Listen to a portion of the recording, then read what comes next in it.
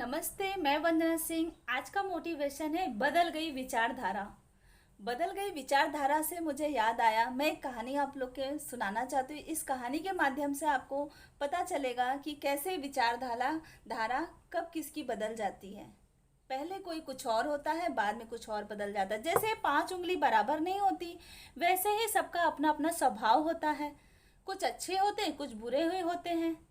तो जो हमारे अंदर कमियां रहती है उसको सुधारना चाहिए। तो हमारी जो विचारधारा है, वो जब हम किसी चीज़ से कुछ सबक सीखते हैं, ये तभी हमारी विचारधारा बदल जाती है। तो इस कहानी में एक आलोक नाम का लड़का था। वो बहुत बदमाशी करता था। उसको रोज़ डेली नई नई उसकी शरारतें उसके दिमाग में आती थी और एवरीडे कुछ ना कुछ शरारत करके सबको परेशान करता था। एक दिन गोपाल की माँ ने क्या किया, गेहूं जो है भिगा के उसको छत पर सुखवाने के लिए रख दिया। जैसे ही भिगाया और उन्होंने क्या किया, थोड़ा सा गेहूं कबूतरों के लिए रखा था। तो सारे कबूतर आए उस गेहूं के ऊपर बैठे। जैसे ही दाना चुगने लगे, 5-6 कबूतर आए थे। जैसे ही दाना चुगने लगे कबूतर, तभी पीछे से आलोक आया और जोर से बोला हुर्र, और सारे कबूतर उड़ जाते थे। उसे बहुत मजा आता था। कबूतरों बेचारे कबूतर भी होशियार हो गए थे। उनको पता था अभी आलोक आएगा, हमें ऐसे उड़ाएगा, उससे आने से पहले ही जैसे वो आएगा हम उड़ जाएंगे। उसमें से एक कबूतर ऐसा था, वो बिल्कुल उसे कुछ भनक ही नहीं पड़ती थी, वो दाना चुग रहा था। तभी आलोक आया और पीछे से किया हुर्र, तो सारे कबूतर उड़ गए, लेकिन एक कबूतर बेचारा नहीं उड़ पाया। वो छटपटाते हुए उड़ा और वहां से नीचे गिर गया। उसके पंख चोट लग गया था।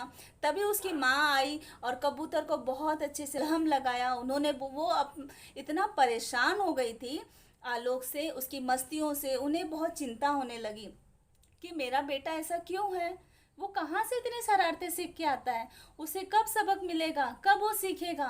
रोज डेली उसकी मम्मी उसको समझाती थी, लेकिन वो एक ना सुनता था। एक कान से सुनता और दूसरे कान से निकाल देता था। एक दिन स्कूल से बच्चों को स्कूल से घुमाने के लिए जंगल लेके जा रहे थे। तभी माँ ने आलोक को बहुत अच्छे से सब कुछ समझाया, जैसे आपकी मम्मी सिखाती हैं पिकनिक जाने से पहले आपको कहाँ रहना है, किसके साथ रहना है, क्या खाना है, क्या नहीं खाना है। तो वैसे ही आलोक की माँ जो है उसे खूब सिखा के भेजती थी कि बिल्कुल बदमाशी नहीं करना, अच्छे से रहना, सबके साथ रहना। तो जंगल में जब आलोक जंगल में गया, वहां पर बस रोकी गई और जैसे ही बस से सब जंगल में उतरे, सारे लोग इधर उधर घूम रहे थे, देख रहे थे। अभी जो आलोक है उसके दिमाग में शैतानियां आना चालू हो गया। उसने देखा कि एक पेड़ के नीचे एक नेवला विश्राम कर रहा था। तो उसने क्या किया, एक पत्थर उठाया और नेवले पे जोर से फेंक दिया। नेवला बेचारा घायल हो गया, वो बहुत तड़पने लगा। फिर आगे जाता है, देखता है सुंदर सा एक फूल खिला हुआ है।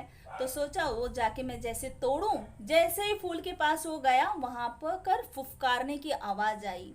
आपको पता है फुफकारना कौन फुफकारता है? यस, सांप।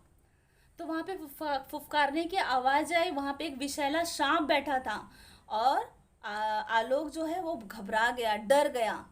जैसे ही सांप आलोक के ऊपर ऊपर जैसे ही आने लगा, तब तक पीछे से नेवले ने आकर सांप पे झपट्टा मारकर सांप को खूब मारा और अंत में नेवला जो है आलोक की जान बचा ली। अगर अगर आज नेवला नहीं आता तो शायद आलोक नहीं रहता। तब जाके आलोक को रियलाइज हुआ। अब देखो आलोक की विचारधारा पहले कैसे थी, पशु पक्षियों को परेशान करना, अपने छोटों को परेशान करना, जीव जंतु को परेशान करना। अब यहाँ पर वो सभी पशु पक्षियों को प्रेम करने लगा था। उसने बोला अरे नेवले को तो मैंने मारा था, फिर भी उसने मेरी जान बचाई। फिर उसे अपनी माँ की अच्छी अच्छी बातें याद आने लगी। तो जैसे ही आलोक की विचारधारा बदल गई, जैसे वो शुरू में पशु पक्षियों को परेशान करता था, मारता था, अब वो प्रेम करने लगा। तो वैसे ही सबके पास कुछ न कुछ गंदी हरकतें होती है, अच्छी हरकतें भी सबके पास होती है, लेकिन जो गंदी हरकतें हैं जिससे सबको नुकसान होता है, वो अपने आप को बदल लेना चाहिए।